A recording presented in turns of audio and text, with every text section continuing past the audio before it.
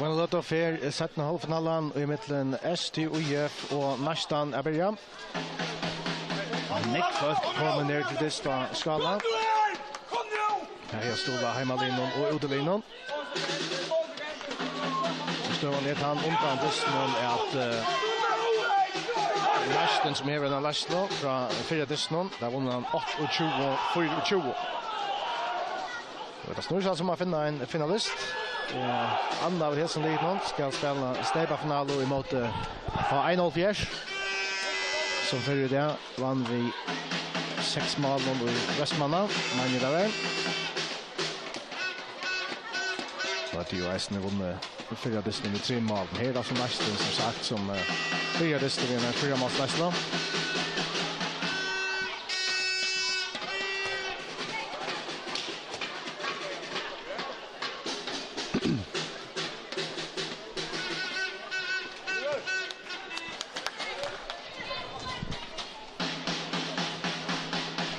Folk kommer ner och tar extra trät att låta innan.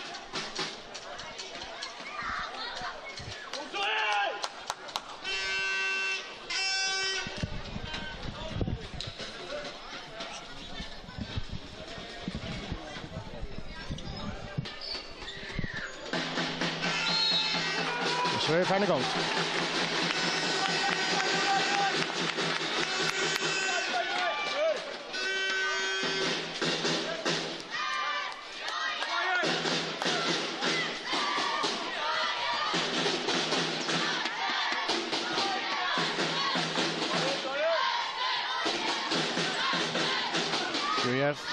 Och Välbjerka, och Sera Välbjerka. Niklas Satchwell. Skottet från Marius Johansson.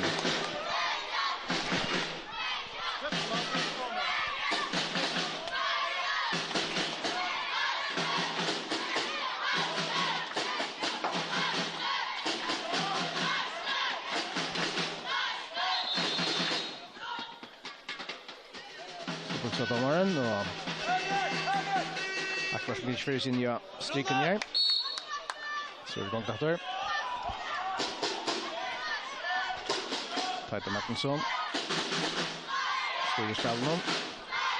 Det är hot. Och Standiga kommer till den. Sen ser det shot all igång. Där är ett mål och han får försvinna. Neistin vill spela vid Sheymannen och i Alosparsen. Och Anna mot färren fram vid 0-0.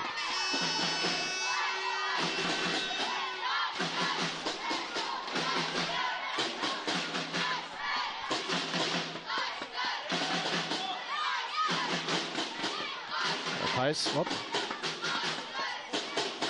Nästan en vänner att finna sig plats. Det blir där Goldkarst. Till Nujjan, Marius Johansson.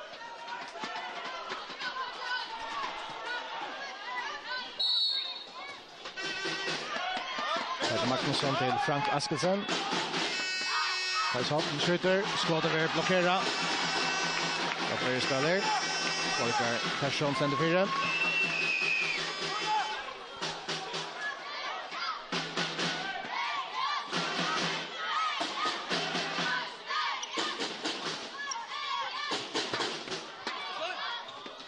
Och första målet i Desmond kommer här. Torsten Balle lägger nästan 1-0.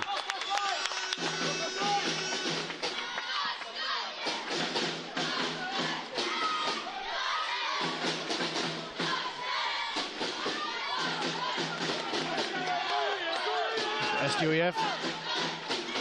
Marius Johansson. Steiner. Allan Norberg. Och han jaunar till 1-1.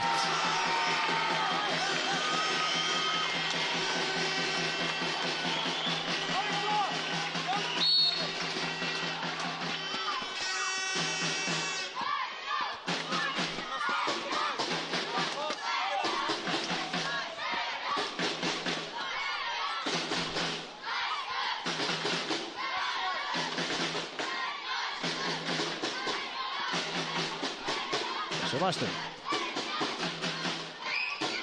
Då får bollen in till Rune Olsen, som satt der, gott kort til Allan Norberg.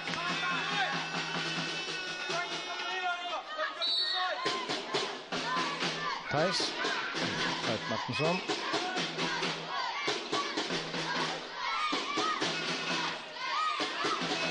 Högre backen Frank Askelsen. Kan efter här. Och då finner Robert Hansen och vänstra vänster, men Strandiga kommer mittlen. Hoppna. Frank Schütter, Välbjerga.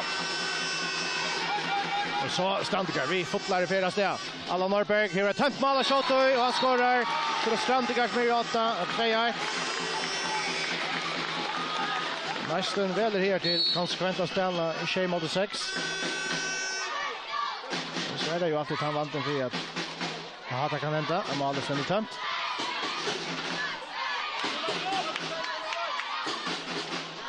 Fyra och en halv minut i färden, 2-1 till STÜF.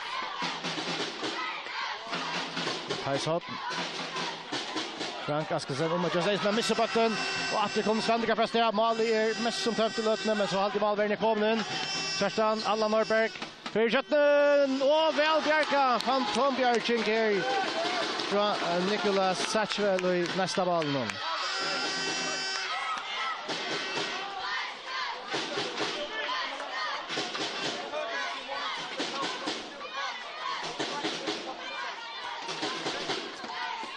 Fem minuter färner. 2-1 till STÜF.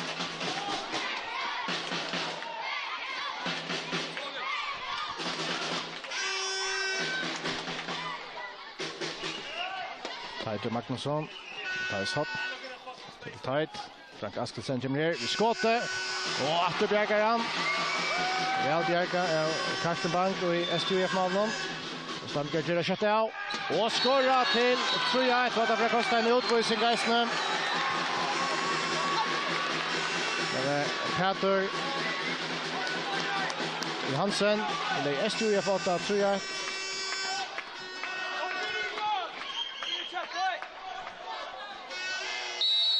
Och Neistin i en läkare färg av Vattlund. Han spelar så lyckas vi 6-6. Spelar 8 målvägar. Ingeniør Torsten Hense. Kappas ner.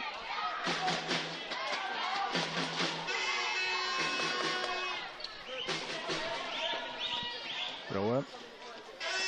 Theis. Peter. Vertichen, 3 minutter kast.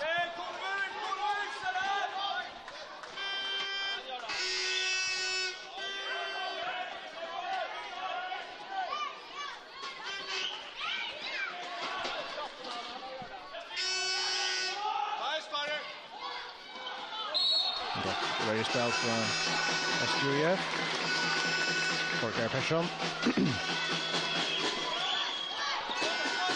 Jag har spalt in stryket ner. Fått en kapasitor. Över pitchen och skottröntna.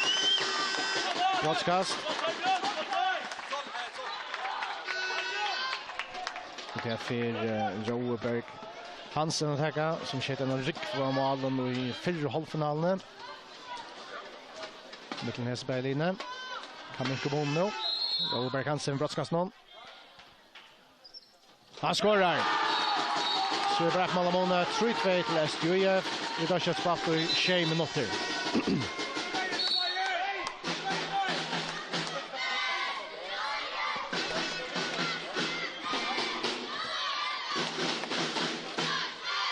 Seinna Stinsen. Marius Johansson. Marius. Kjerstan. Och så skorar han vänster vångren till STÜF. Peter Johansen till 4-2.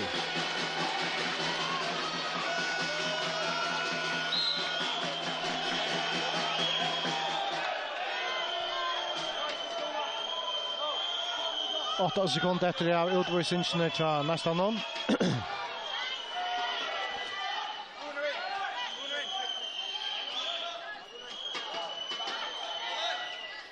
Så är det fullman här efter. Skottet är blockerad och den där är vi Karsten Bank för Fedra honom. STÜF för botten. Marius får tackla över här.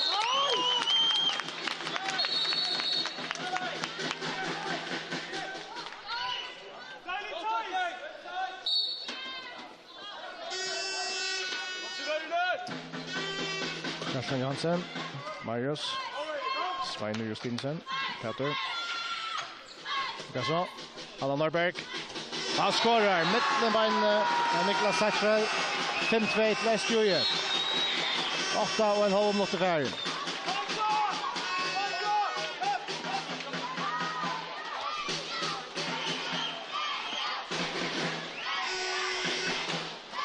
Korslense till Kajs hopp. Frank Aspelsen kommer upp från högra back.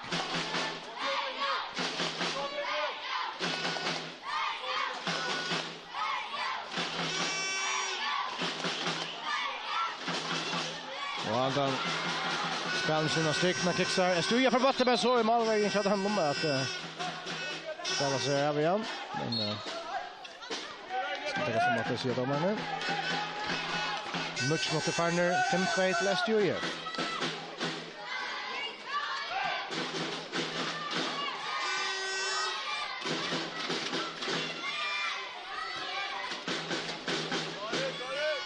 Karsten Johansen, Marius Johansen, Sven Justinsen, efter Kerstan.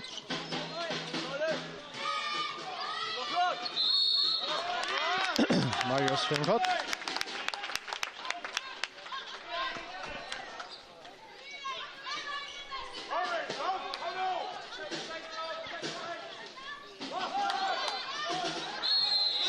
Brottskast till STÜ. Just mot Borgar Persson. Nu har STÜ möjlighet till att jauna sammanlagt. Det är ju Neistin som kommer till listan med en fyramålslista. Där var Seinna Justinsen ska ta det. Seinna Justinsen skorar till 6-2.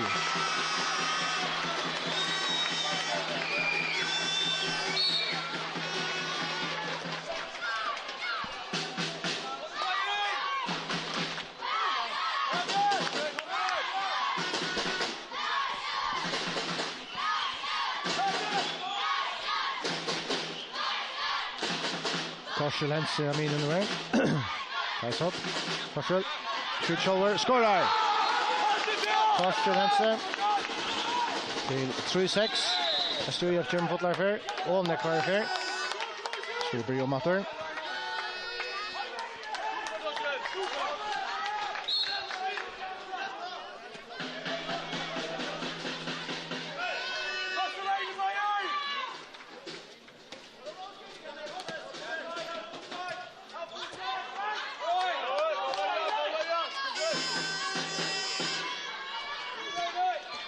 Karsten Johansen.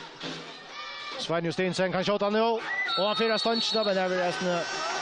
Därför brottskastet till STÜ.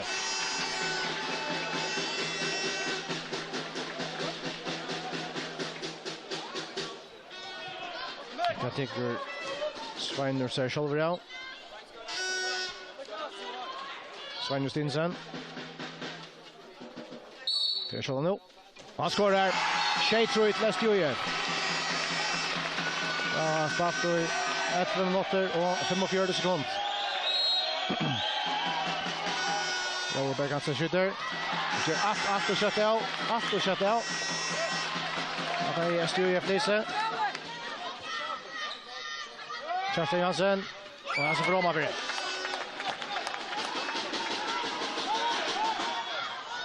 Fair och intensitet idag här från början.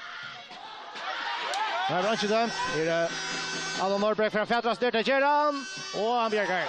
Och det så. Inkast till STÜ. Helvete hitjetter. Intensiteter och neckfair. Det är en distans nu är 12 minuter gammal. Och det är tror till STÜ.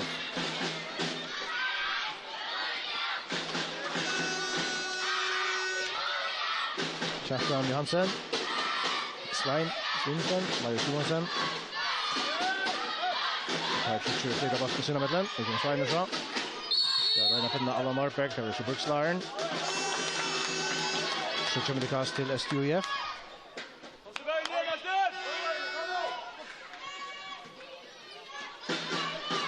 Marius. Peter Johansen, Svein. Kjartan Johansen, in och stycken över från Borkar. Men för fan bollen, tar nästa man. Joni Olsen. Och fiskar bollen ner. Så Frank Askelsen, Thijs. Frank. Skjuter i shoulder och tar broadcast till Neistin.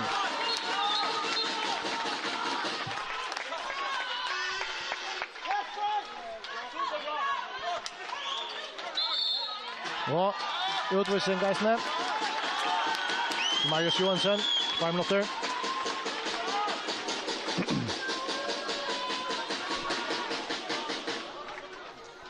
Nu tar vi Roe Berg Hansen, vi ska ta den.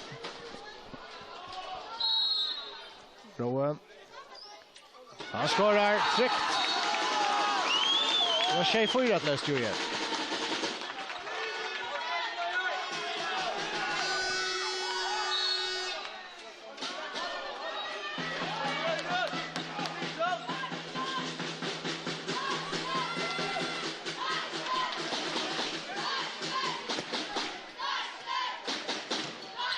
Peter Johansen. Seinna. Kjartan Johansen. Och för Götne, men väl Lisia nästa målvärjan ner. Och till nästan tar givet alla väl vilja att ha så och Neistin går Bjørkjenger från STÜF målvärjan.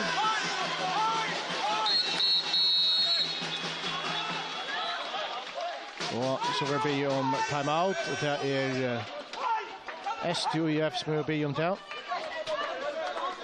Det är hektiskt och intensivt. Fair och det är väldigt spännande. Man märker en nästan till en av Leon.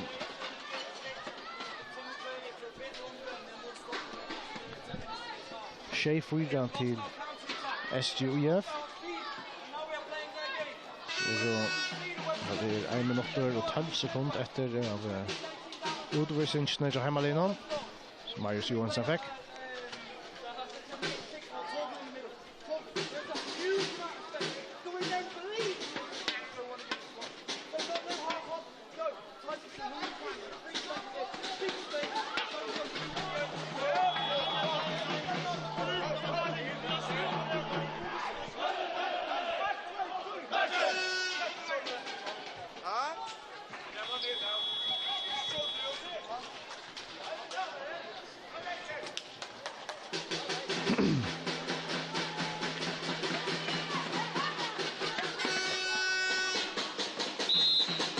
Kjørsson mot Werner, tjej 4 till STÜF. Måste spela en lägare färg av vattnet löpna. Men här vill jag så att häva målvärja inne. 5 utspelare. Och är alla spelare. Så Neistin i vinn. Thijs. Kassan. Torslense till Thijsson. Frank Askelsen. Joni Olsen. Skjuter. Malvern Bjergar. Allan Norberg från Feddarsbacken. Här är Buxland. Allan Norberg är färdig alltså utvisningsnö.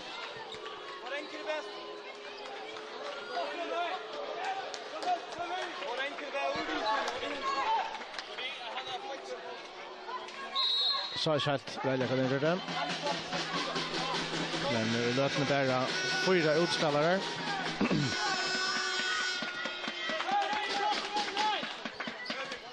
Och STÜF linon. Putsches kom efter att det 4 utvisningsnö. Svenny Stinsen. Här kan jag få en man in och säga att nu får jag löta. Kjartan Johansen. Det är Marius innan Vattenläsna. Och efter alla spelare. Och efter 2 minuter. Hälsa för Hälsfri att fälla bollen borster. Att ha bort. Kjartan Johansen. Är 2 minuter ut. Martuccio. Vi kan gå här. Ja, det kan bli dårst för hemmalien. Som nu efter ständer vi där 4 uteläggare. Borde Charlie Hansen vet bättre. Det så Neistin. 18-4 vi 3 mån här. Sammanlagt 8 vi 1 någon. Pura uppe. Så Torsten Hense och högre botten i målet tar jag.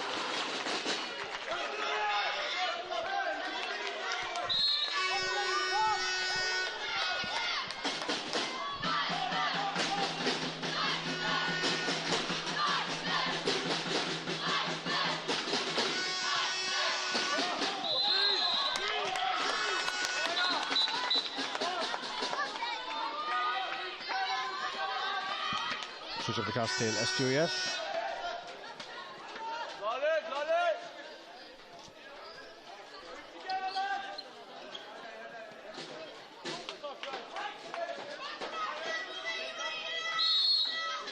Det är alltså bara fyra man så det är trubbel. Missar så i botten. Ja, råddas in i en kedja situation här. Spelgång vidare, Franka Shota, det är så spännande av vanchen helt där. Skulle ganska helt för själva. Vi ser där bara att här 4 inne. Neistin ska röna folk på sjur där. Ronny Olsen skjuter. Så vi mer med ett trycka med kast.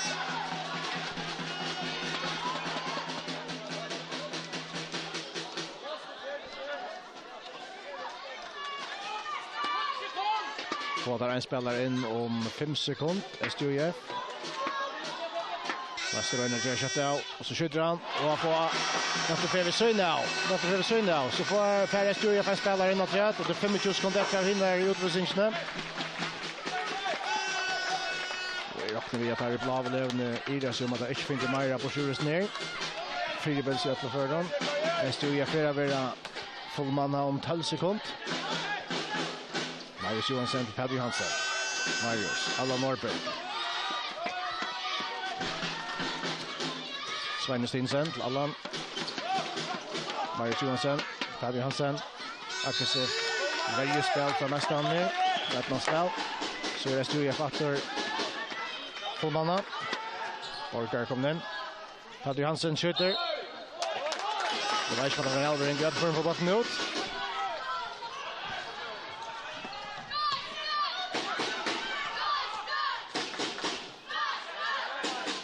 Det är målläge. Han fyra ståndsna. Skottet från Hagravanchnon. Torsten Balle av ståndsna. Framvis 25 till STIF. Och jag mot färdig.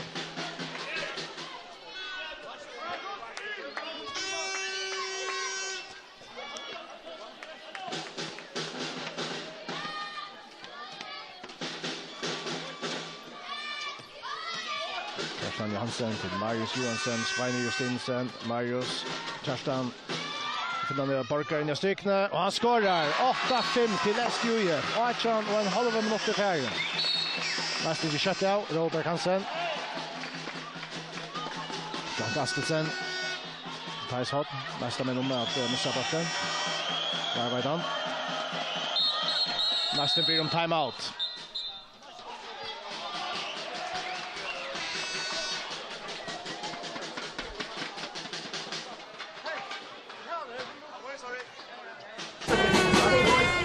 Take a break. Against 6. Continue. I want to continue. I want to talk from the middle. Talk. I need more belief from you in the middle. Not this half jump. Go in at full tempo. Get your run early. Get that ball, and you go fucking man.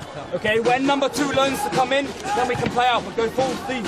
We play it this time. Runa stay in on their side. Herbian on the far side, and we go from there. We look to play up Torgel at full tempo. Okay, boys. Come on, yourself. We have now got our focus back. No. So let's get ourselves in the game. He's ready. And I 2 minutes. 3. Neistin. Torstein.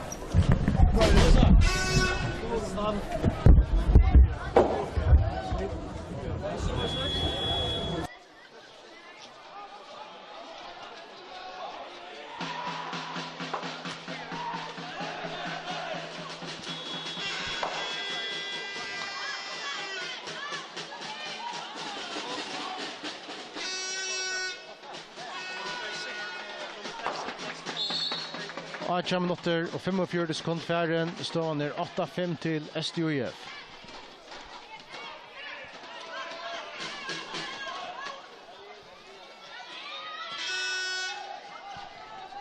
Neistin vi tjej utspelaren i snalvnum. Frank Askelsen, Brudjetten, skårar.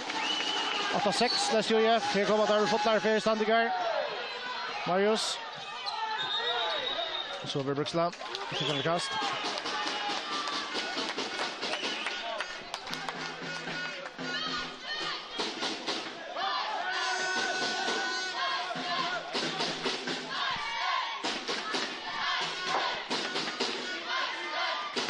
Marius til Svein Stinsen. Och mycket vankren skjuter med bollen för Seinna. 3 euros. Skott nummer.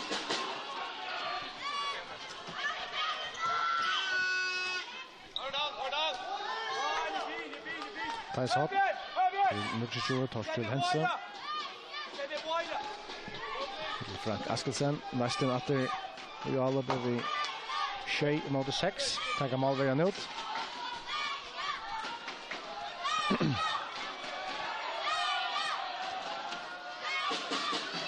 Så där han för om för det. Kanske vänster skjuter.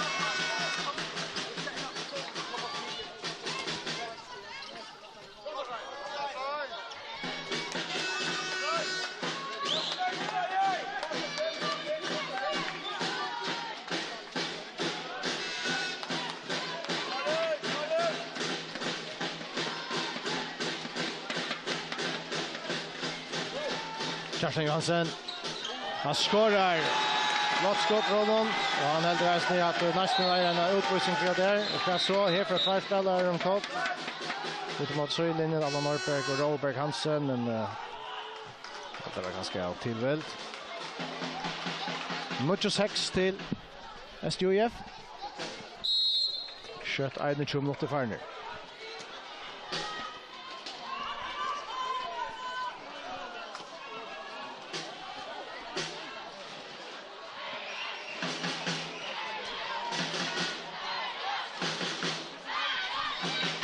Robert Hansen. Frank Askelsen. Den för debatten med stryk när man tar kixar. Så färra Strandigar i Kjodalop. Allan Norberg sätter tempo. Skräsleisen. Och helt sig absolut Eja Meira än det han fick här. Tusen av Torsten Hansen. Orkar.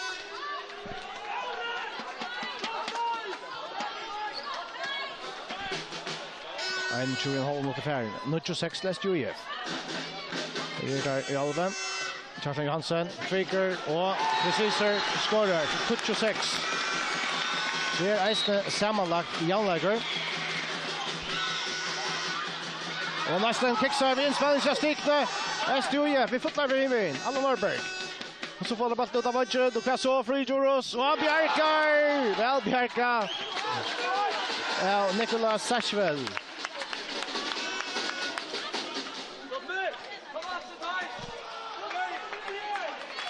26 STIF.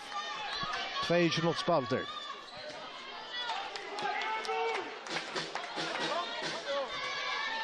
Sveinar skjuter och skårar.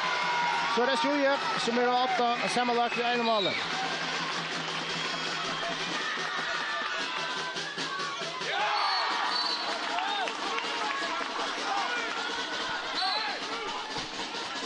Nästa sfär att bana vägen. Det går kött för sig på vägen.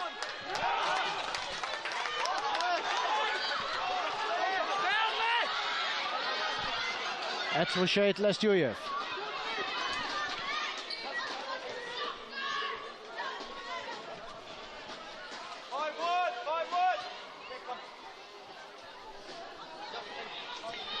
Neistin teker målvägen ut. Spelar vi 6 mot 6.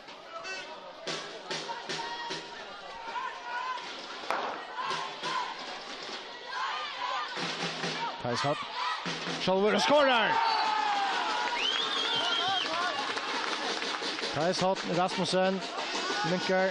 Står nu 8-11. Och så är det ju en sammanlagt Neistin som är 8.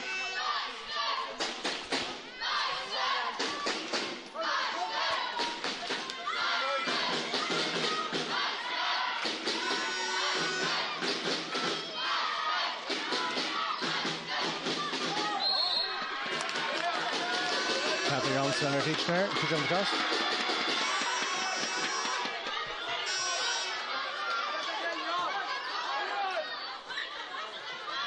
Prater. Marius, Kerstan.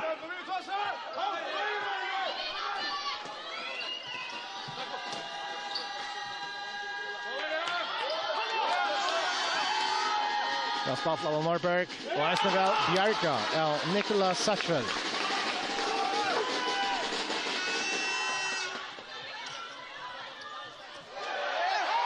Thijs Hopp Rasmussen vänder sig väl skorar utvisning samstundes till STIF. Borgar Persson vid utvisning.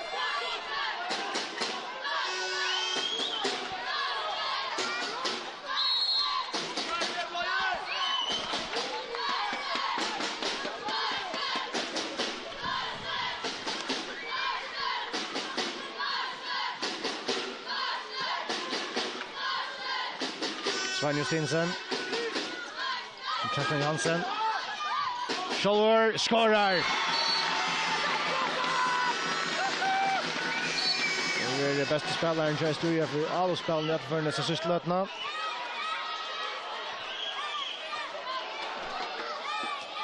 Fem minuter efter för alla 12 minuter till STIF.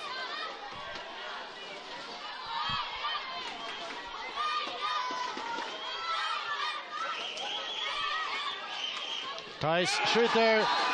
Nendi Kjartan. Jag hade ätit att Thijs har Rasmussen. Spatserar väl för nästan sysslötna. I'm not rätt det är utvisningen till STIF. Där gör det 5 mål 12 touch.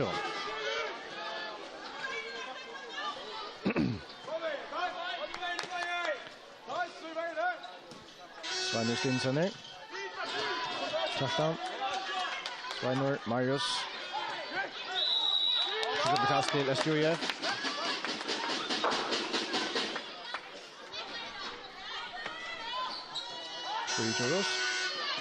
Marius, Kjartan.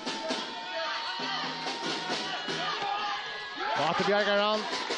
Niklas Satchvel. 4 mot rätter. 12 touch till STIF. Thijs, Frank. Frank Askelsen. Thijs Hopp. Allsfeiler från Thijs. Vi kan inte öra kött efter fram men hesa för väldigt strantiga så lycka täcka tempo ja. Och Esne Borgar innanför så är STIF fullmanna.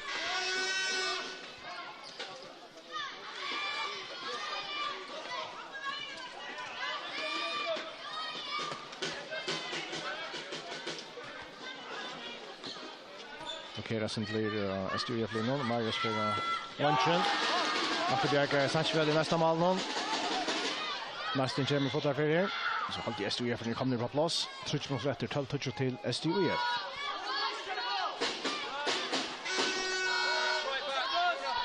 Neistin skjuter ut. Andreas Johansson som höger back.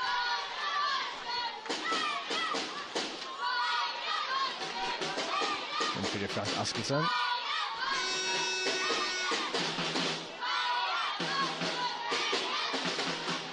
Väl Bjarka, ser väl Bjarka. Och där längst skottet för akkurat vid Seinna målen. Och det var sen några för Neistin spelar ju flest och all upp i 8 målvärja. Det är så förvirrade så inte revsar för idag. Jag har alltid bara hämtat en affär och just nu halvlek 0. Framvis 12 touch till STIF.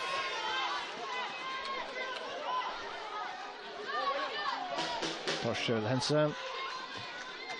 Andreas Johansson, Torshäll, Thijs Hopp. Och framvis vid tjej i mot 6, Neistin.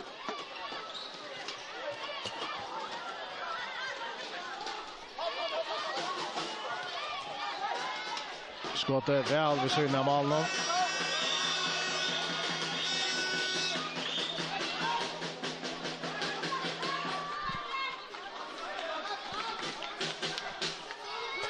Och 20 minuter och 15 sekunder för en 12 touch till STIF. En löta se om vi finner ett mål.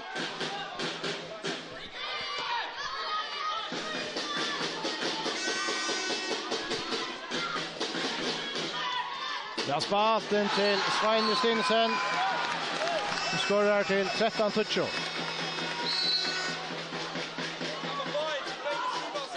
Ekman Johansen som har kommit in. Det är alltså freespellingsna.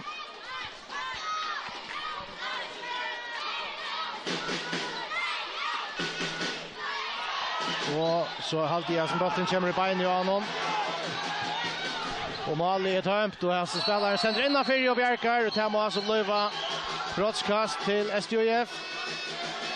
2 minuter skjutvisning till nummer 18 Andras Johansen. Vi står innanför och loftar i hans botten. Bjarkar är självande till att det är skallt ett mål. Han blev dörst för nästan om Neistin skulle skora nu. Han fler än Nigerian. Han ska ta brottskast.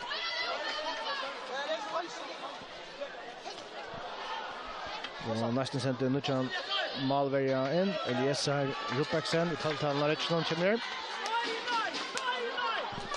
1 minut efter att förra halvlek. 13-20 till STIF. Seinna Justinsen attacka brottskasten nu för Strandegar.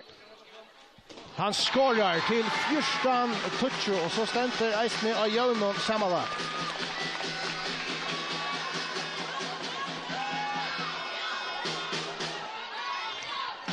Och Neistin spelar alltså löpande vid en spelare. Det här var en utvisning. Han spelar förra vattnet.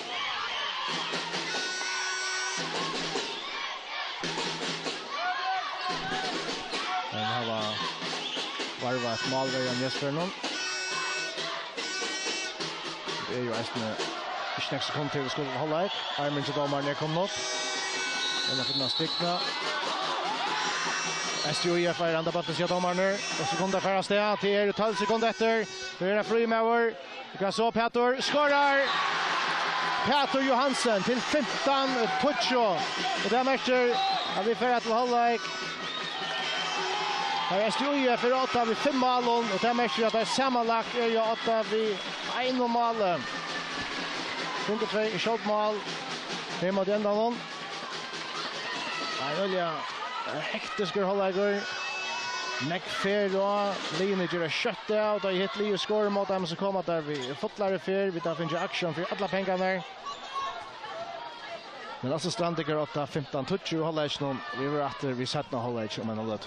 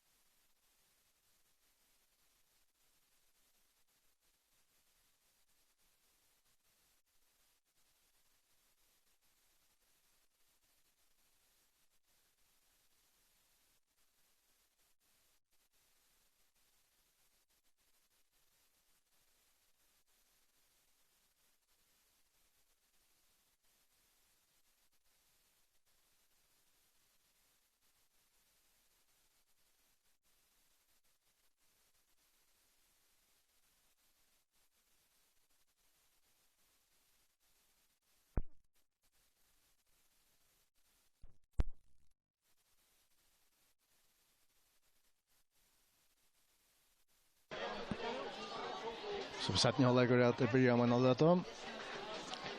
Står han 15 touch till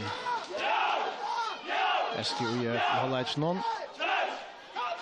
Sammanlagt är det 8 vid 1 mål i lötene. Nästa man då för 28-24. Neistin börjar sätta hållag vid en spelare färja vattnon. 1 minut och 2 sekunder efter av utvisningen. Det var Andras Johansson för Kanada. Det var det.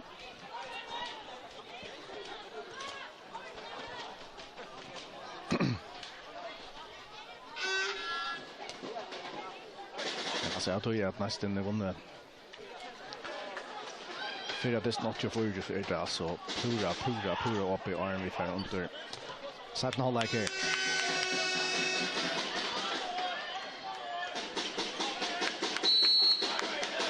Så är vi igång där.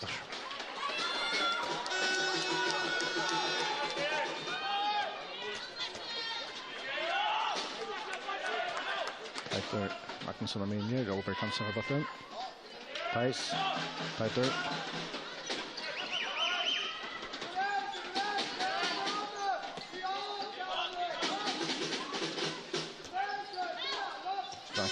Robert Chatman, Pichen, Tuchelkast.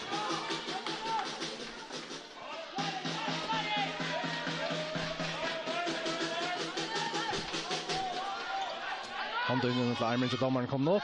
Och då skottet från Thijs för blockera. Han STIF och i sitt första allop här i sätten halvlek. Robert Hansen fick Kjartan Hansen här. Neistin sen innan strykna till Borkar. Och som bollen rumma färra och i mål. Borkar loftar han inte skjuter. Snuter från det nästa målvärd Niklas Aschwell med han för akkurat fram vid ståndsarna.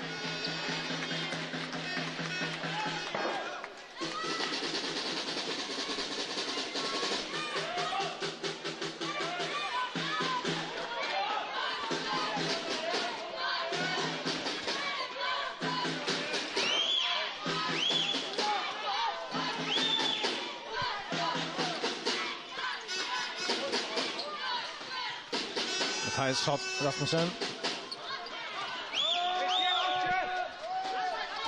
Frank, vi har kommit till men här är man missar bollen och kan inte rätta vi. Jag hade det nästan som var bollen det gör där. Höjbjörn Lava Twice ner och färfätter honom.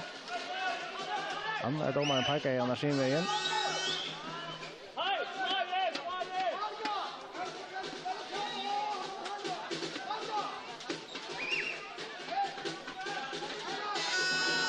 Armen till domaren kom upp så de ska Neistin kviga sig. Thijs skjuter. Han får svinna målen.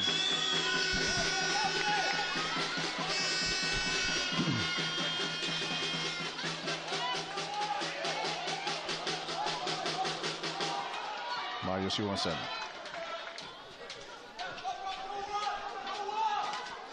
Kjartan Hansen.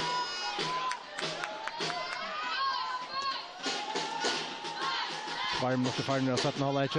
15 touch och STIF. Seinna skjuter. Väldjärga. Ja, Niklas Aschwell. Neistin för botten.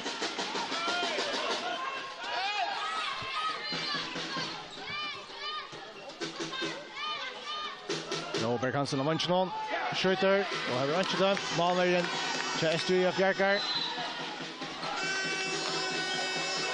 Karsten Bank. Adrian.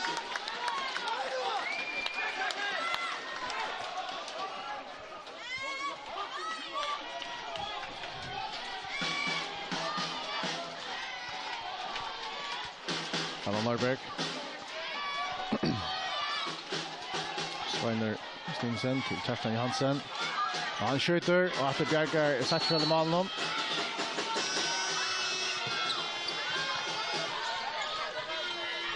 Han vill inte mål kom här. Vi satt med halvlek. Touch mot farner 15 touch och STIF. Så det är skottet men därför om man för skottet från Torsten Hansen.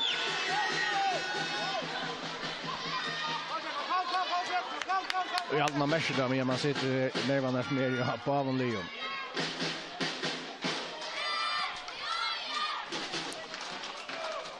Framvis 15-20. Det var halvleikstøvan. Trutcher en halv minutt I ferien. Det har satt en halvleik. Svein Justinsen til Marius Johansson. Kjartan Johansen. Det finner stikene Borgar. Til en kvart. Så det kast til STÜF.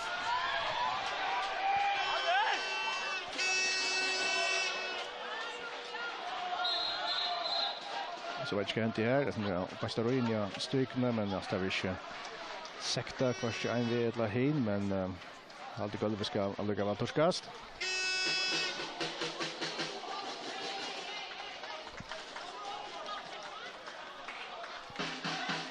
Domarna pratar om synametren, men så är det som det att det gärna går ut där. Det ska upp. Svein till Marius Johansson. Sveiner, Marius. Kjartan, Allan. Så stekker domaren I dysten og kvart det her. Jeg vet ikke om det avskårer som å tatt I vattnen, eller hva det men jeg tror for en spiller ferdig kontakter. Allan Norberg. Kjartan Johansen, skjuter, skåter ved blokkera. Thijs Hatt. Rasmussen står fyrt her. Her kommer Frank Askelsen. Rowan Berg Hansen I dimensionen. Thijs.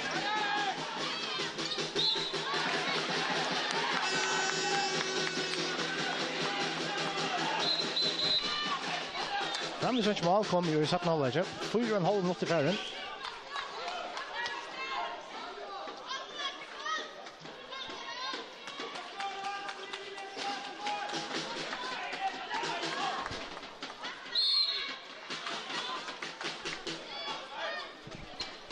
Så John därför ettnas Neistin skorar första mål här I 17,5. Thijs Rasmussen här. Frank skjuter och han skorar. Här fick vi det så. 15-1. Till STÜF 5 minuter före 17,5. Marius Johansson.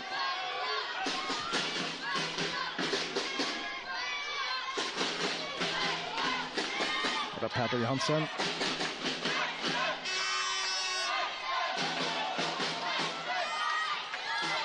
Spatt inn av strykene, og det mål. Marius Johansson snukt inn der til 16-1 nå. Det styrer stekker her.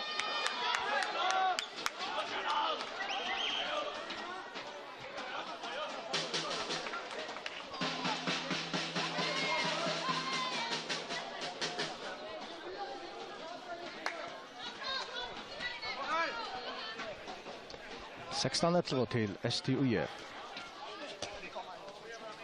17,5 mot Färna sett Norwich.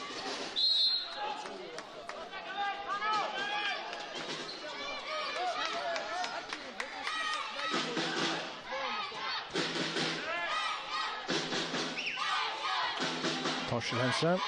Thijs Hatt. Torshäll. Tack. Åter. Simons så stannar och Messon Blom måste ha varit någon ner. Borgar och Frank Askelsen och domaren börjar där nu. Tackar där rollet. Det är intensivt.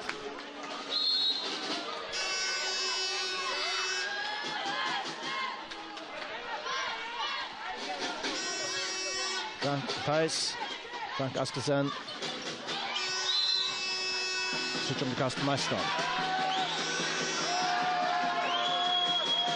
Men inte domaren för något. Och är färdig spakt nu. Jo, det gör det Neistin. Och kan så Thijs Hatt Rasmussen för skunda sig armen fram I så upp skottar där och han bjärkar åter. Karsten Bang. Nu ser vi att Neistin är så för han I beinen och Kjartan Johansen och kan se så domaren är spelare ligger efter här Allan Norberg. Så jag vet inte att döma om det är Neistin ska handa bollen eller vad det är. Jag vet inte så att Kjartan han tripplar mest ner I annan foten. Inte så stäcka av argen eller vad det gör det tar White Edition. Allan Norberg han Vilka skatter här. Så utleverar. Alltså är det bra för det. Det är en tutting av spelare tror jag. Standigång.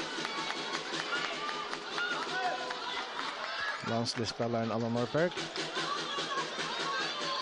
Nej, han atlar sig spela men det ser ut att han väljer att komma ut.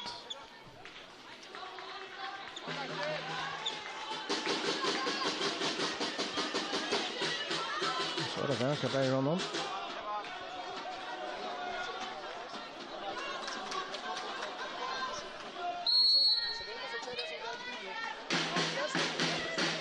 Allan Norberg för att för det första ut.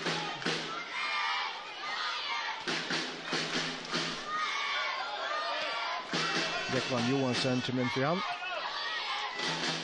Kravonk. Marius Johansson. Peter Hansen. Karsten Johansson. Peter skjuter och punkten ner till Atje. Öcher till Seinna Etlovo. Här kommer Neistin. Vi har fått lära för. Tyson. Frank kan bra jobba med skotta. Det var Bjarka men det var resten Bruksla och till brottskast till Neistin.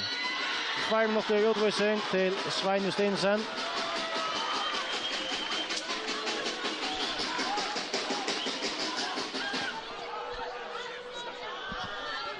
Sex mål av Måne. Seinna ett med STÜF. Shame not spalter. Neistin nu möjlighet att minka. Robert Hansen att ta brottskastet. Malen stämmer till Karsten Bank. Nu spelar en gåendest. Det kommer Rowe vid skotten. Och han bjärkar. Karsten Bank bjärkar. Framme är 6 mål av Måne. Seinna ett mot STÜF. Shame not farner.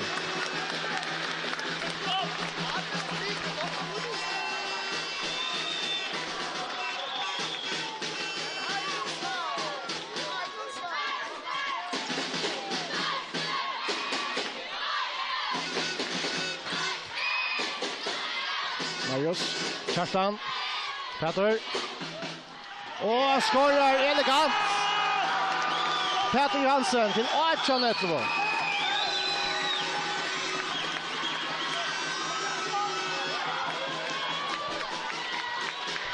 Det är alltså hemmalig som spelar vid en lägare färg av Ötlandlötnen. Svein Justinsen som sitter utanför en utvisning. Christian Theis. Och spotten innan strykna och att de har blivit ett brottskast. Det blir Neistin till Neistin. Andreas Johansson vid tidsen här. Så jag kommer att skifta brottskast, skjuta det gör där. Gott kort till vänjaren. STÜF vill hämta så Janekvisen. Theis Hatten Rasmussen att täcka brottskastet. Han skorar. 18-12 till STÜF. Framvis 2,5 sekunder efter av utvisningen till timeout. 6 mål av Måne. Sammanlagt STÜF 8 vid 2 mål. Neistin vann 4 distan vid 4. Spårningen om STÜF är Allan Norberg innan för han bryter tänderna samman gånger att fram med sjölinjen. Och här så bulten för ut. Neistin kan få in vägen. Där kommer fotlar för Eventist och vi så smäckfullt av tempo. Spalt in av strykna och här är skora! Andreas Johansson till 13-18.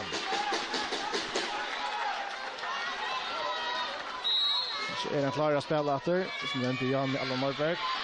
Så kanske ut som att det var en gammal skaj och sköpt i efter.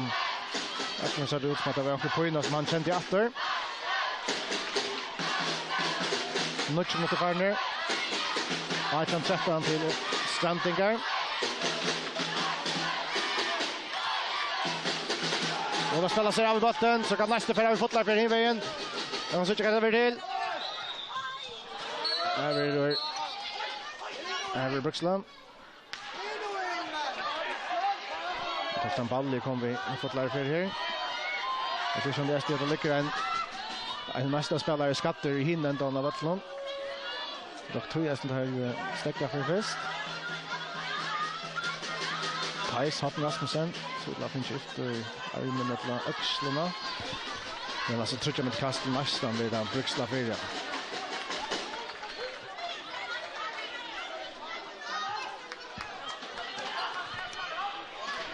Man mest spänning ner i hötterna.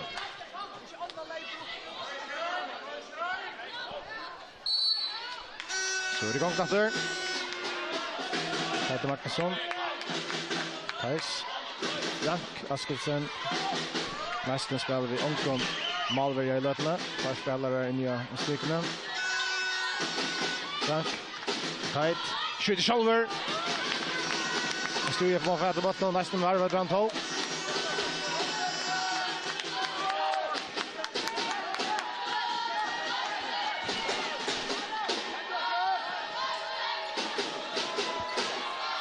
Frank skjuter og skårer. Frank Askelsen til 8. Kristian.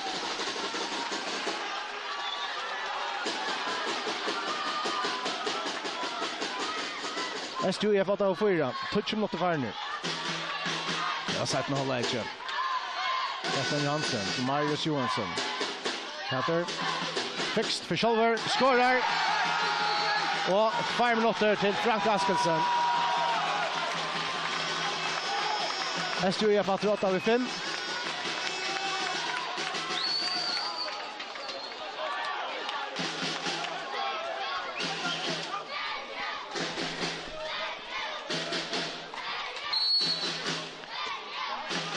Neistin är bra fram att ställa 8 Malverja. Nej, det gör inte det sin minuter.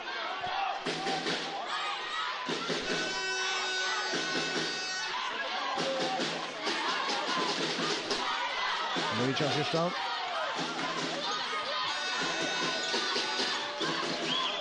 här den skepplar att det passar spel. Är men inte kom upp än, men händer inte stora. Och kan så du skottet.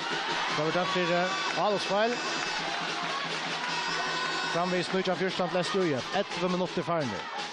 1 minut och 20 sekunder efter av utvisningen till nästa någon.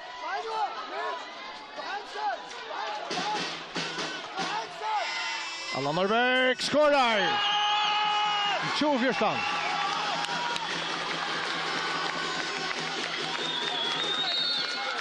Han ser ut att vara konverterat.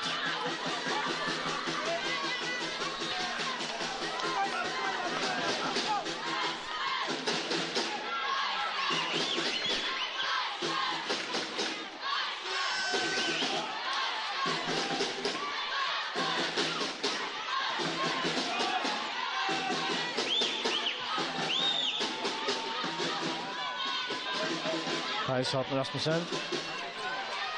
Andreas Vigen. Andreas Johansson skjuter med kast till Neistin. Framvis 25 sekunder efter utvisningstimon. Armin till domaren kom upp. Ska skulle göra en rymlig skott av. Och som det lite upp Thijs Vigen där så skjuter han tar blockera och han får bort natter och han skårar. Han skårar. 25. Till STÍF. Och här kommer att det blir fel. Här kommer Grölla köpa det bara till Kremal till att Alden har satt igång. Det finns stundens Bavli och ner där Burkar. Malverja Bjarkar. Nicolas Satchwell tar detta.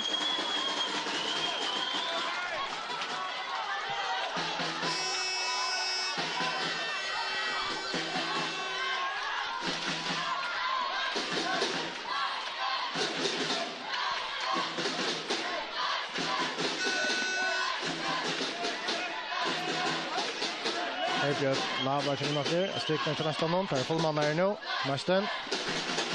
5 mål månad. Jag märker STÍF sammanlagt i 8 vid 1-0. Här bjärgar han. STÍF Malverja och STÍF har Petra Botton och så vidare Kjartan Johansen Tidchen och Thijs Rasmussen och att de har blivit en utvisning. Där är det. STÍF bunkeren alltid nästan insisterar på ett rätt kort så äckligt alltid inte där är ganska där. Ser som det äckligt ut men utvisning går där. Det 5 minuter. Thijs Rasmussen.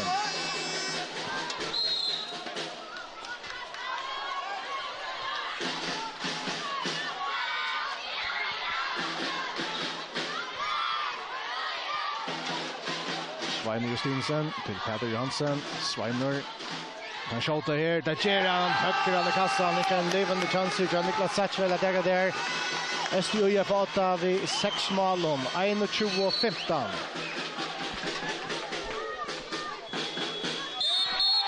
Neistin ber om timeout.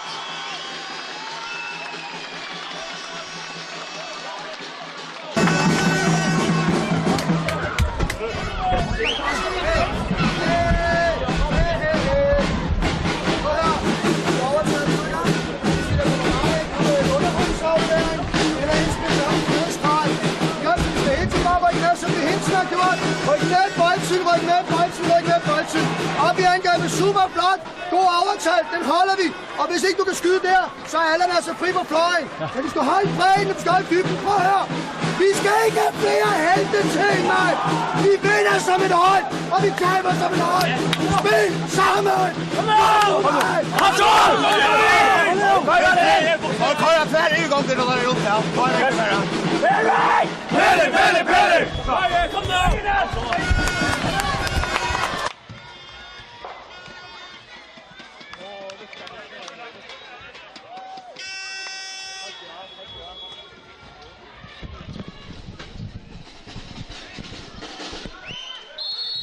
Så för att lasta börja efter 21-15 till STÜF 13,5 mot Färjestad. Neistin i Alve.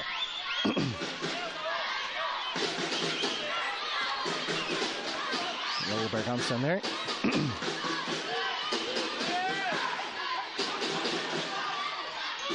Johansson, Peter. Skottet från blockerade hoppna. Skottet från Peter Magnusson.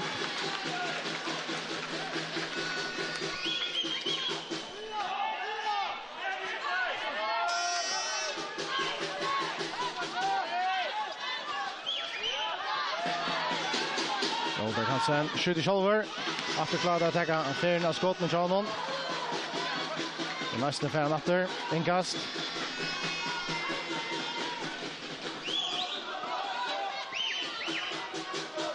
Frank Askelsen. Tight.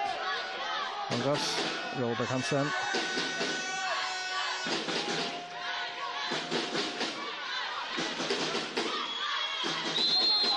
Frank Askelsen. Rotation here. Very spel från STÜF. Peter Johansson här.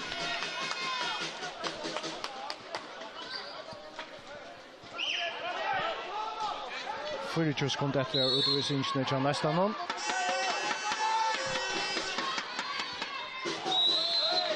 att renner han sig fast där Frank Askelsen. Domaren har kort armen upp.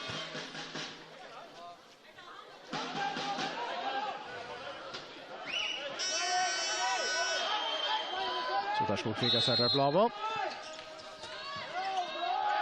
Och han renner sig att vi är mur här. Och där är det rätt för alla spelar igen. Ett var det bara 0. Akkurat till färre. 1-15 till STÜF. Neistin blev fullmanna i rätt i Heselöta.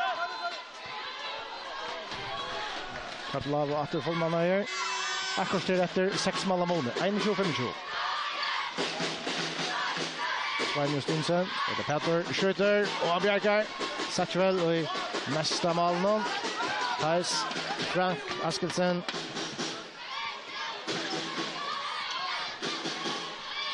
Så får där ut Torstein av vanchen och han skorar. Och efter utvisning det är så väl STÜF. Nummer 5, Peter Johansson. 5 mål månader. En öjlig spänning här. Jo minnas till att Neistin vann 4 distan vid 4 mål. Är det STÜF som är 8 vid 5. Så sammanlagt 8 vid 1 mål. Strandiga. Marius till Svein Stinsen. Men han shower. Borkar. Jag ser domaren här.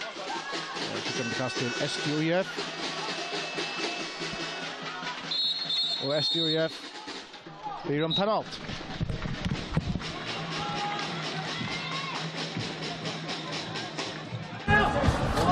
Ja.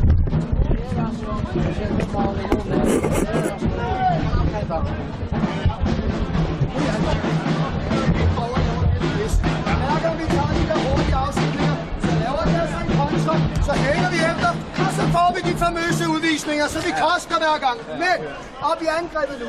Vi må bare heller ikke begynde at spille passivt op tilbagelæne. Når du laver den der, hvorfor spiller du? Du er gået forbi her. Det vil sige, når vi går ind og angriber vores mand nu, så må vi skulle køre angreb for at komme igennem. Ikke for at spille den videre. Så kan de enten dem træmme eller straffe. Vi skal skulle angribe vores mand nu og ikke spille passivt. Hey, vigtigt nu. Vi må gerne lade som om vi løber kontra hver gang med stregene og fløjene, men så længe resultatet er, som vi skal bruge det til, så må bagspillerne gerne lige tænke sig om, ikke også? Og så søger vi kontra med bær.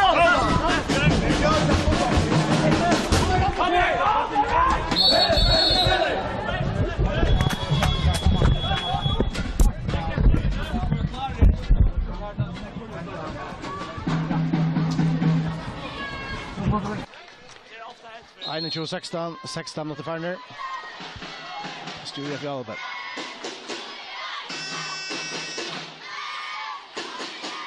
Seinna. Marius Johansson. Resten av rundt der. Her Lava.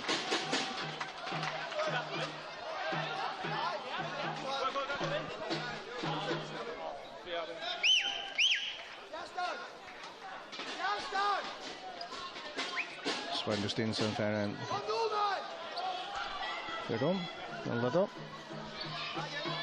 Det sent då Peter Johansen in för han som tar bollen här. Kapten och kicksar i Alvin så kan nästa för shot all upp. Och kvar så är det Joe Berg Hansen och han skorar. Stövar nu 21 till hemmalien.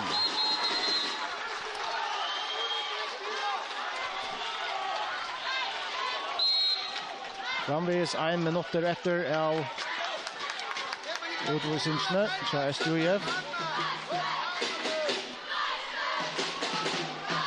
13:30. Det skal si at linjen har brukt en øyelig riktig og orke her til.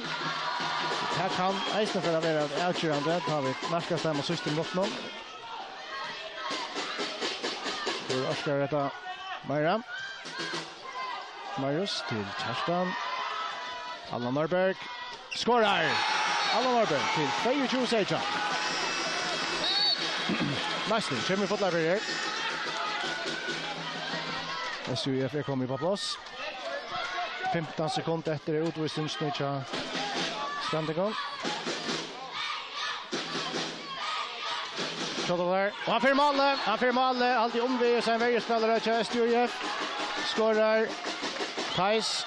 Hopp Rasmussen 22-18.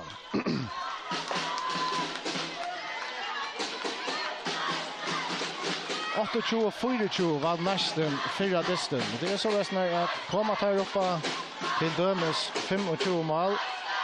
Så är inte jag skorar där fatter 23-18 till STÍF. Så ska STÍF vinna vid 5 mål och inte bara 4 mål. Det går kött för sig Neistin att Jalberg över Tighter Kitchen att de har spliva ett broadcast det kan ju från där reisne. Kvärt med Ulversink. Och det är inte att han säger det trots att säga nej, det är det inte. 23-18 till STÍF. 18 minuter och 12 sekunder färdigt. Neistin nu möjliga skora. Theis hopp Rasmussen broadcast någon. Skorar. Möjligen 3-2. Jag vill helt fitta utvisning men löp ner alltså där linjen för manna. Och han har hållit mot färden. 3-2 chans till STÍF.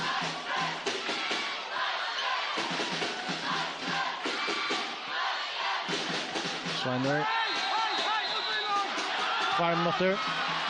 Vi ser neck för utvisning i resten des någon. Här bjöd Lava ett hörnes affär att ta bunchen 5 minuter.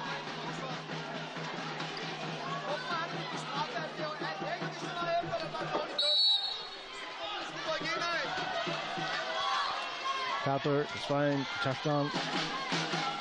Kater, Svein Stinsen. Här blir det en utvisning. Detta kan bli vad dårs för nästan. Nu har det ett fireman sidan utanför i Bayer i nästan 2 minuter tillsammans. Theis ut i 2 minuter nu. Och från Honda sitter Herbert Lava ute. Han ska sitta i 1 minut och 3 sekunder till att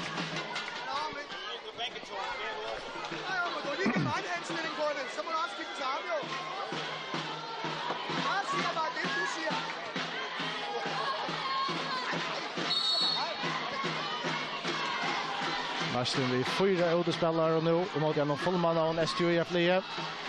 Seinna, då vann ju alla Norberg. Tacktan. Seinna, där inne halta avstämt och är standardar. Ja så alla Norberg har plats här. Och han skorar. Han skorar till 24-9. Så är STÜF 8 sammanlagt i 1. För att nästa man gör just ner all upp ner bara 4 utspelare. Med 5 och 6 så STÜF. 1 minut och 8 sekunder efter att för utvisningen Chadamon. En touch från Eka Hinare.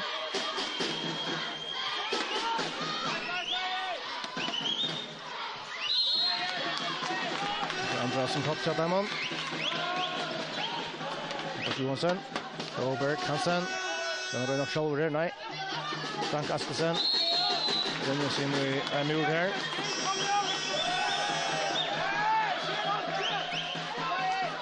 Armin till domaren för upp.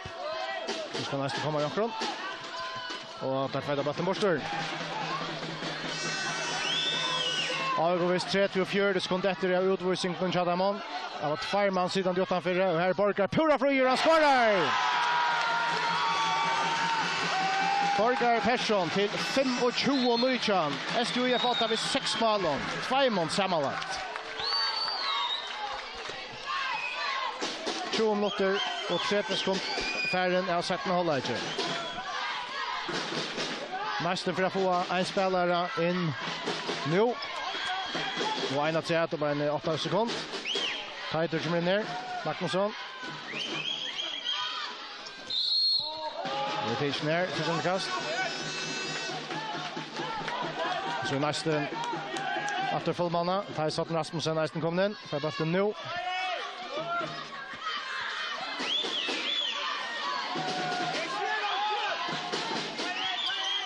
Tajs. Frank. Skjuter. Skorar! Frank Askelsen. Så 25-20. Till STÜF. Så är Berg inne. Fullmanna, men här är Scholtan Lanchusen.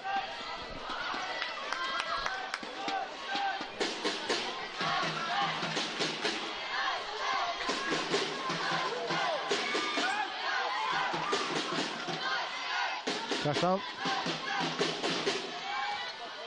Fabian Hansen innan strykna till pura fria Svein Stinsen. 26-20 till STÜF. Nästa man gör köttet och ändrar vi. Halta missar bollen, där gör där. Marius Svegom tropläggar här, men det är så gjort fram av genom Karsten Bank. 22 minuter farner, 26-20 till STÜF.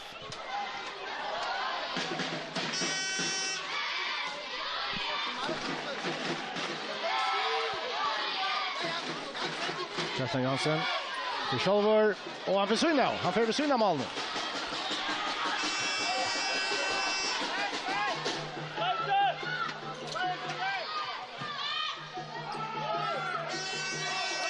Robert Hansen.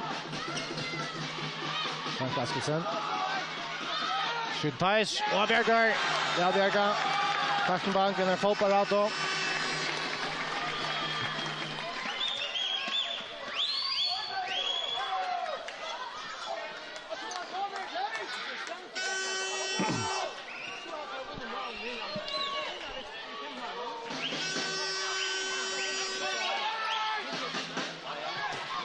Och efter det där fyra. STÜF är inne. Inkast nästan. 3-2 mot Farner. Skjuter Thijs. Han fyra ståncherna. Och Strand kan få botten.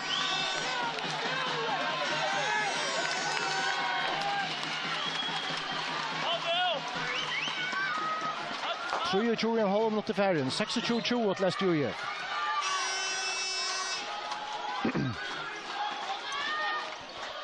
Peter Johansen framför att spela med ner, ja. Det skiljer här alltid nästan med han och Neistin, men ständigt gör varv där borta. Det var så tydligt lätt alla dem. Så kommer Ferra. Sida kast.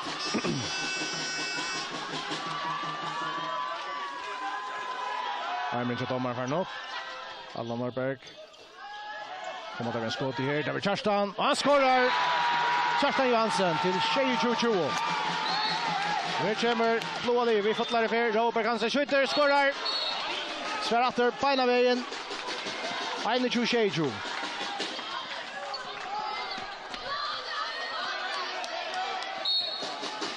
Och som sagt, kommer Neistin och kom 24 mål. Så är det inte nog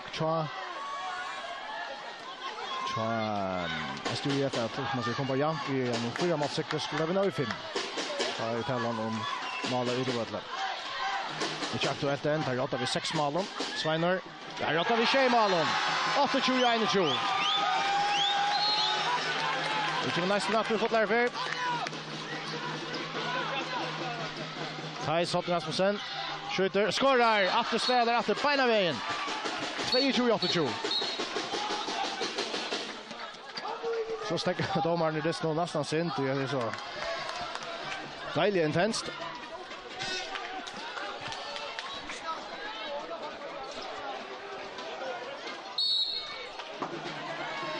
Och 22-22 till STÜF. Det är sammanlagt 8 vid 2 mål i lötene. Det är 5 minuter efter av det snå. Peter Johansen till Kerstan Johansen. Svein Justinsen till Kerstan. Peter. Och det vill bli timeout.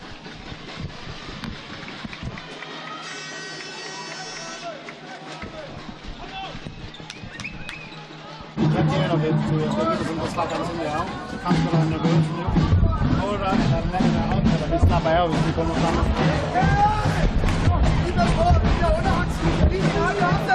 Slå nu mere sammen på at ind i midtzonen, når vi tabler. Og vi angriber det suverænt. Så bare der nogle af dine overgang og playmakeren. Og så have til at lave nogle skinninger på yderselsbakken. Men for guds skyld, I må ikke spille passivt. Du skal mod mål, så ryger de ud på striben nu, fordi de er lige så træt som I er. Du skal kraft investere de gennembrud nu. Og så lige så snart vi har afsluttet, om der er mål eller ej. Så det hjem i egen hule. Kom nu, mand! Kom nu!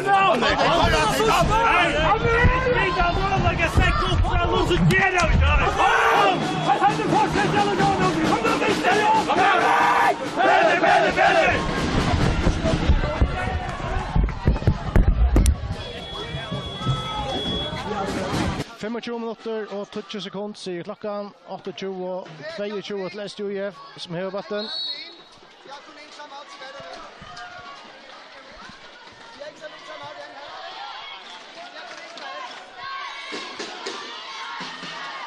Seinna til Kerstan.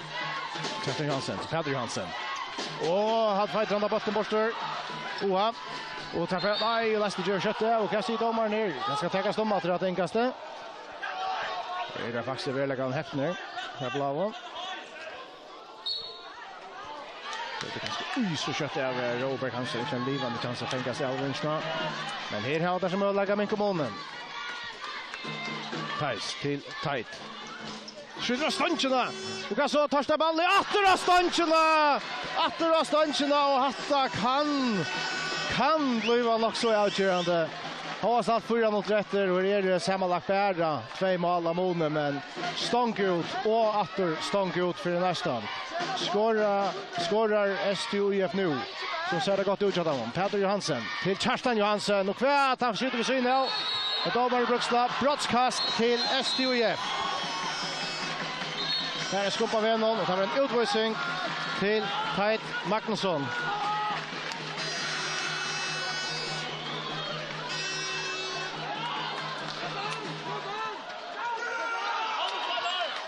Skorar STÜF nu så ser det äckliga gott ut av dem. Det är ju 8 i löten vid 6 mål kunde komma på tjej. Det är en sammanlagt en Leslo och 3 mål. Det är 30 minuter och 40 sekunder efter additionen.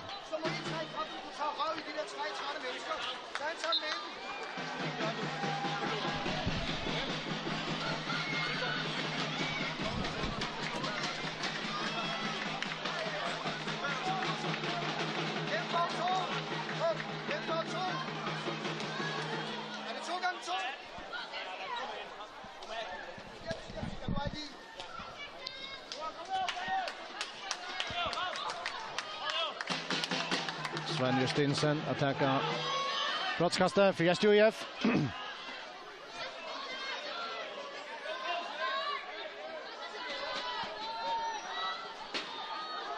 Och kommer ut där.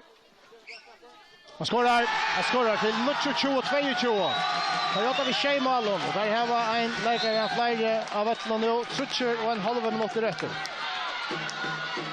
Neistin ska svära kött efter det.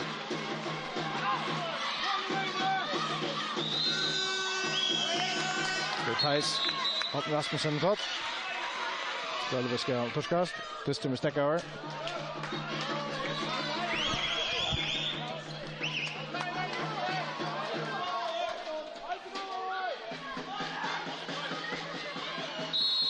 Olsen kommer in där för Neistin.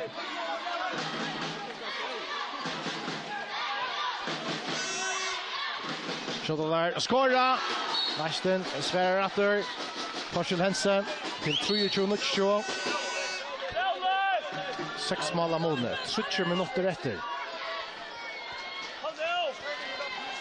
1 minut och 15 sekunder efter av utvisningen till Neistin. Seinna till Kjarsta. Efter till Svein. Peter. Kjartan Johansen. Seinna Justinsen. Peter Johansen. Seinna Justinsen skjuter och skorar. 32-23 till STIF. 2,5 minuter efter. Första ballet till Roaberg Hansen.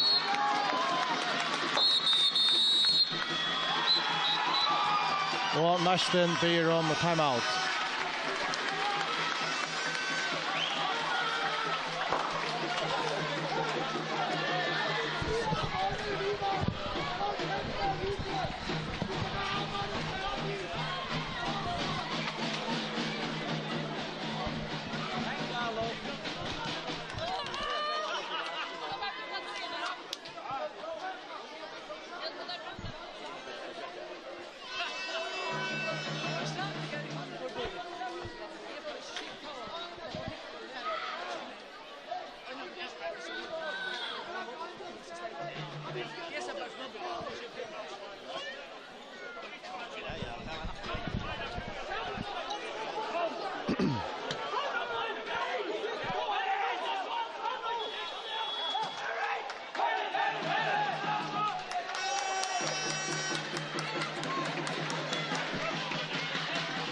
Tretvo, 23 till STIF. Akkurat 2 minuter och 30 sekunder efter additionen.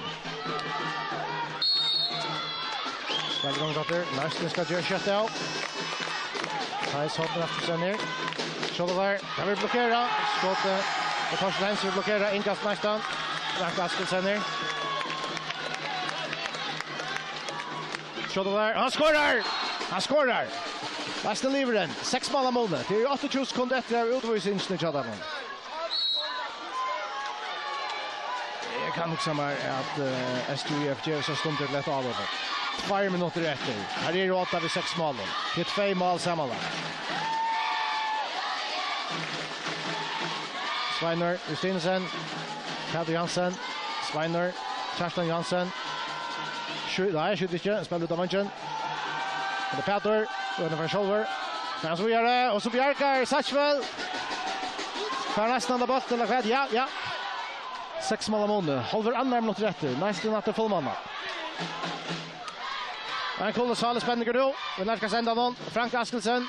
Thijs Hopp Rasmussen som skorar! Till 3-2-25. Till 3-2-25. STIF för 8. Vi 1 mål sammanlagt i lötene. Men det är det till dömes 3-2-26 så är det Neistin som får vågare till där flera mål och utövervötene. 1 minut efter nu. Kjartan Johansen. Vi är tidsen där. Skjuter med kast till STIF. Håll 3 sekunder efter. Kjartan Johansen. Marius Johansson. Seinna Justinsen. Efter till Marius. Kjartan Johansen. Hånd till domaren för upp. Marius. Släpper inte till skott. Vi är tidsen. Skjuter med kast till STIF. Det skulle vara avgrejet där. 35 sekunder efter. Seinna Justinsen. Röjner kommer till skott. Över att Bruksla. Mött. Skjuter med kast. 30 sekunder efter så blir klockan stäcka till 20 sekunder efter av väsen dessnon. STÜF fattar vi 1 mål. Sammanlagt 30-25 här. Seinna spelar Sigurd Borkar skorar! Borkar Persson skorar till 31-25 och så spårningen om halta inte vet jag. Där vant jag där. Thais har Rasmussen vill stäcka över där. Klockan vill stäcka.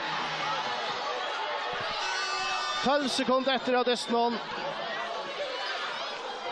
Nästa spelare ligger skatter. Jag halter det Thais.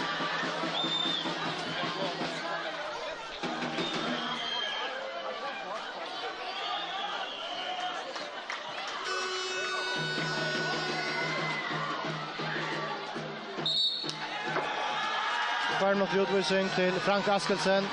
Men jag vant att det blir lycka mycket. Här är 12 sekunder efter. STÜF är 31-25. Det märker att det sammanlagt är 8 vid 2 mål. Det här var avskåren i tjatet mot skyld.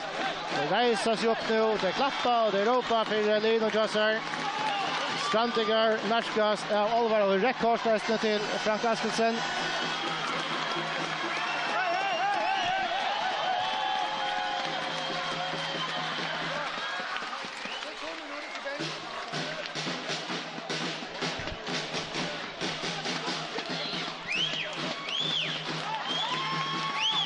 Det kommer en dunker in av vattnen och det är märker att det är blått kors till Neistin. Han är kastar in av bunchen nästa bunchen. Och så skulle det lucka ta sig att fram här domaren nu kan det avlägga till här vi touch det just här nu.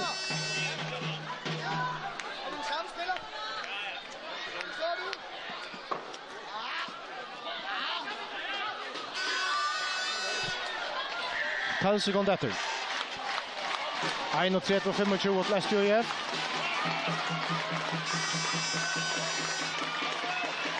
Ja, domaren jag syns det var ju om en spelare att jag ska utvisas till nästan ett läge i halvtid det att jag diskuterar.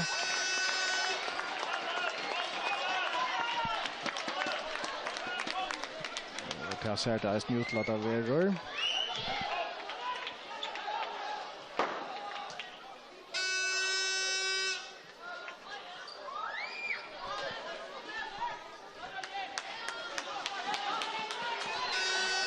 Ein och 25 sekunder efter.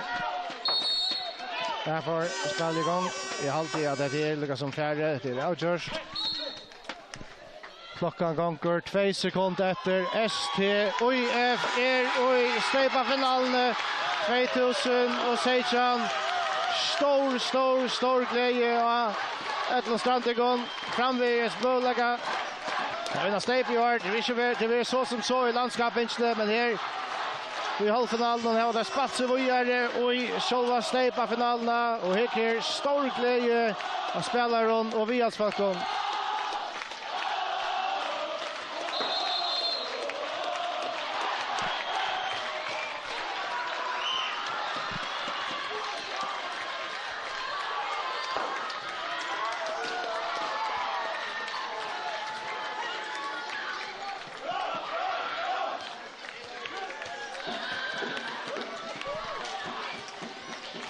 En fantastisk hondbóltsystur.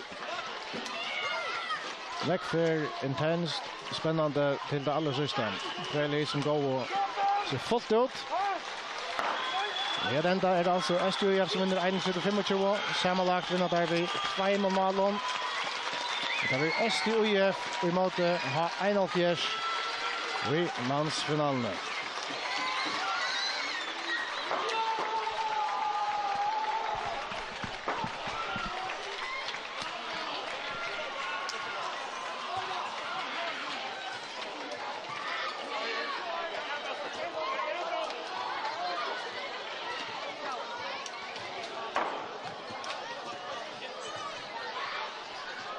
Vi får tacka för Jakob Hiane. Sammanrottur, samrövor och mäkt annat. Vi är från Ötlund 4 halvfinalen, Eisen kvinnan och i 3-2 och i andra kväll. Oliver Wallace har teacher av Mindenom och Leivor Fredriksen har sagt för Vissenom. Vi tackar för Jakob och vi så just.